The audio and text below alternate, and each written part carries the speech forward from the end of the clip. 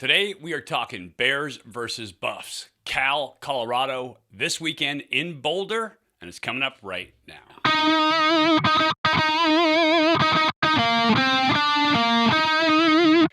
Hey everybody, welcome to Bear Insider, Ultimate Insider Podcast. I am Mike Pulaski, former Cal Hall of Fame quarterback and radio analyst for the Bears. Today we are talking about Cal versus Colorado.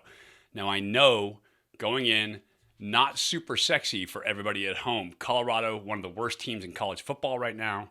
They are not great, but it's an opportunity for the Bears to improve their game. As we discussed during the week, Washington State was rough again for the Bears. They need to get better on their offensive line. I think Colorado provides that opportunity. A little bit later, we'll be talking with Coach Wilcox about this game coming up, what he sees, what he's looking for, what he's worried about as a coach, and where Coach Wilcox thinks the Bears can strike. Right now, let's break down the Buffs. Obviously, after an 0-5 start, they decided to part ways with their head coach. So Carl Durrell, no longer with the program. Mike Sanford takes over. Coach Wilcox and Mike Sanford go all the way back to Boise State together when Coach Wilcox was a GA back there. Mike Sanford was a quarterback there. So they have some history together. They know each other. Sanford taking over, trying to kind of right the ship there in Colorado. Offensively, they start a true freshman quarterback, Owen McCowan. I like this kid. I think he's got some twitch to him. I think he's got some moxie to him, some toughness to him. By the way, his dad, Josh McCowan, was a longtime NFL quarterback, and he can play the game. I think Owen McCowan will eventually prove that he can play the position as well. But right now, he is just a true freshman. He's having to take the entire, hopes and dreams of Colorado to turn around on his shoulders, and it's a lot to do. And so, although they say it opened up their playbook to bring him in as a quarterback, you have to narrow what you can do. Freshmen just don't have the breadth of knowledge to understand it. Speaking of which, I watched that Pac-12 game on Pac-12 networks last week, and speaking about not having the breadth of knowledge. Anyway, that's a side rant. But you have to play the position to understand the position. You have to play the position to get the experience, and Owen McCowan doesn't have that yet. He hasn't played the position. He doesn't have the experience of playing the position. He doesn't kind of understand how to operate. But when he is there, when he is purely playing from snap to whistle, he is going to be a pretty good quarterback. He has the tools to be a very good quarterback. At running back, they have Dion Smith. He has almost 200 yards rushing, so not a great ground team. We'll talk about their stats in a little bit too. He has some flashes. He's got some ability, some quickness. He can see the field pretty well. He can move a little bit, so he is dangerous in space, but does not have a ton of yards. That's just 40 yards a game if you look at it over the course of their schedule. At receiver, there's a couple guys. Daniel Arias, big receiver, big body guy, can get downfield, can make catches. And freshman Jordan Tyson, a young wide receiver, has some tools at the outside position. Again, all of that hinges on offensive line giving Owen McCowan time, on Owen McCowan being able to see the field, being able to operate, being able to deliver the ball. And so all of that has to come together for all of those tools to pay off. Their offense has not been very efficient this year. In terms of yardage, we're talking about a rushing offense averaging 113 yards a game. Passing offense averaging 164 a game. Total offense, 277, and scoring offense of 13.4 points per game. So not really something to fear as a defense. I would expect this week that the Bears are going to be able to shut that down. Now, you are playing at Colorado in Boulder at altitude. One of my favorite things about Colorado, the stadium's awesome, by the way. It's an old school stadium, but it's a really cool stadium. But there's a plaque right outside the visitors' locker room, and it talks about the altitude and being dangerous, and if you feel faint or lightheaded or dizzy or all these things, that you should stop playing. And so it's part of the psychological games that teams play, and it's maybe my favorite part of that Colorado stadium, because I just think it's so funny just to put that thought into players' heads right as they walk out of the tunnel, out of the locker room, to head out the tunnel to the field. So pretty cool, pretty fun little tradition there at Colorado. And again, one of my favorite things. Let's turn the page. Defense. In terms of rushing defense, they are almost the worst team in the country right now, giving up 294.2 yards per game. Now, Colorado played Air Force early in the year, and they skewed that by rushing over 400 yards. But they are giving up a ton of yardage on the ground per game. Passing defense is the only place where they've been okay. And I think a huge part of that is because teams understand that they're giving up all these rushing yards, so they're pounding the rock instead of throwing it. It's a safer play. It's a way to dominate a game. It's a way to maintain possession. And so I think teams are running it more than throwing it. The Bears, I think, will have to try to do both, and that's been an issue for them so far this season. Total D for Colorado, averaging 509 yards per game giving up on defense and 43.2 points of scoring against that defense. So not a solid start to the season for the Buffs. They're trying to put it together, which is why Carl Durrell lost his job. Just haven't been able to hem this all up and put it together. And so I don't expect a huge change. Mike Sanford now going into this game has the unenviable task of trying to put together the pieces of a team who's very young.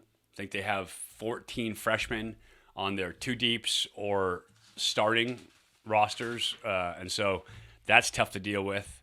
They are not super solid up front on either side of the ball. Defensive line is big. They're big guys. They get up the field, but they're not necessarily quick and athletic. It's the quick and athletic that has given the Bears problems. If they play big teams, not necessarily fast teams, Arizona, for instance, the Bears have been okay. And so I think the fact that they don't have a ton of speed off the edges at Colorado is going to help the Bears out. Now, I could see them trying to get guys outside, faster guys off the edge rushers, to try to put some pressure on the Bears and get some faster guys involved in the pass rush. And so we'll see what Colorado does. But you can only play with what you're going with, and I'm sure they've gone with their best players so far to this point. Defensively, middle linebacker spot, Quinn Perry, 41 tackles, lead the team. He's the guy that has to replace Nate Landman. You'll remember that name. Nate Landman was a stud for years and years and years as a Colorado linebacker. Their strong safety, Trevor Woods, another guy who is pretty talented back there, number 43. You will see him running around. He is in on a lot of plays. He's got 40 tackles, so just one shy of total tackles. And unfortunately, when your safety is, also your team leader in tackles, that means teams are getting to the second level. And so he's up there. Interesting thing about Woods is he lists juggling flaming batons as one of his talents. So interesting cat, I'm sure. So anyway, that's their defense. They're kind of a base four-man front. That's how they list themselves as an even front defense. And you'll see every move out of them, though. You'll see the even, you'll see the odd fronts, three-man, which means they can play more games with linebackers. You'll see some of the nickel fronts that you see in college football these days. They do a little bit of everything. And scheme-wise on offense, they do a little bit of everything, too. Some of their main plays that they like, the naked boot, anytime you have a young freshman getting outside with a naked boot is absolutely key, and so they are doing that.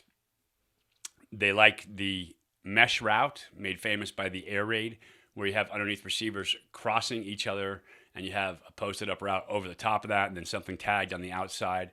And so they like to run that mesh as well. And they also like what's called the over or the climb route, which is the receiver coming from the far side running across the field to the opposite side.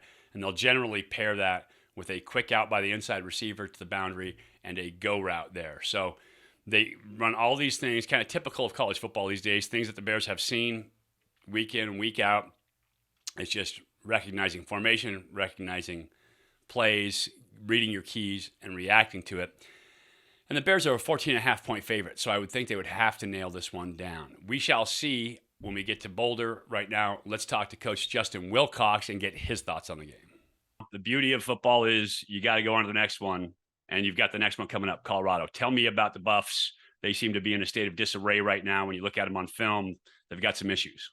Yeah, but I mean, like we all know, I mean, these guys are all on scholarship. Their coaches get paid. They know what they have, good schemes. It's not one thing. Their season hasn't started like they wanted it to, but they have good players. So they have our respect and all of our attention right now. And, going up there, it's a tough place to play. We know that. Defensively, they're kind of primarily a 4-down team. Big, very, very big in the front seven. There's really good size across the board. Probably the biggest team we've seen in the front seven. Very physical. Mix and match their coverages, single high and split safety. Offensively, a lot of what we would call dead formation, some shift in motion, zone RPO game. They will play action and launch the ball. They got boots. I mean, they have a variety of stuff. Mike Sanford is the interim coach and the offensive coordinator. I've known Mike for a long time. He does a good job. So they'll be ready to play. They will, there will be no holds barred on what they call. And ultimately, we need to go play good football. I mean, whether we're playing the opener this week, whether we're playing the 49ers or Berkeley High, it doesn't matter. Like, we have to go out and play good football. So we're more concerned with, good week of practice and getting our mind in a place where we're ready to go perform at our best on Saturday. That's what we need. I always laugh up at Colorado. They have that sign outside the locker room about it being, above sea level and can cause heart problems. How do you approach your team with that? Just kind of explain to them about the altitude and what it's going to feel like. We know it. If it weren't safe to play, they wouldn't let us play. Right. So just expect to have cotton mouth and chapped lips. I mean, that's it. And so people go up there and play all the time. The Broncos play right down the road. Visiting teams play there, 6 or 7 times a year. So we're no different. And, we'll talk about it. And then it's kind of like when you go back east, you play at an odd time or you have a hot game or whatever, you just acknowledge it and then you play through it. Yeah, you're going to play, so here we go. Yeah. What does the team have to do? Kind of final thought. What are you talking to them? What are you telling them the main point of emphasis right now going into this game? Well, we need to play a complete game, offense, defense, and special teams. We've yet to do that. We've had good games kind of in each phase, good halves in each phase. We just need to put the whole thing together. And I know it's a simple concept and harder to do, but that's what we're looking for. And it takes great focus to do that. It takes, being intentional at practice and not going out there and just getting our exercise, but actually practicing. And more than anything, it's a mindset, how you approach the game, how you approach each play, because as you mentioned, usually comes down to 5 or 8, somewhere in there. And you never know when it's coming. So you have to always assume it's the next play. Like, that's the mentality. The next one is the one that's going to be the 5 or 8 that changed the game. So having that mentality, having confidence in our techniques to get the job done and going out and playing a complete game is the key for us. Yeah, and the ability to teach that, coach that, instill that in your players, absolutely essential. Coach, as always, appreciate you coming on with us here. Appreciate your insights and looking forward to watching the game this week. Thanks, Mike. So like always, coach being thoughtful and being respectful of opponents, any college team can come out and beat you every week. And so he's absolutely right about that. I am personally looking forward to going back to Colorado. It's one of my favorite trips when we do make these trips. I just love the Rockies. I love, being up high in the mountains like that. And the atmosphere around Boulder is pretty cool too. So I will be calling the game. You can listen to me and my partner, Joe Starkey and Todd McKim on KGO as usual. Even though they had a format change, you guys can still listen to us on KGO. Go to syncmygame.com. You can figure out how to sync up your game. And I will be back here, Bear Insider, answering questions and comments. I'll be trying to do more of that. Apologize. Up to now, been a crazy early football season. But I will be on there trying to answer your questions and comments. So please leave me comments down below. Love to hear from you guys. Love to hear your thoughts as well. I appreciate you guys watching. I am Mike Pulaski for Bear Insider and the Ultimate Insider Podcast. Go Bears.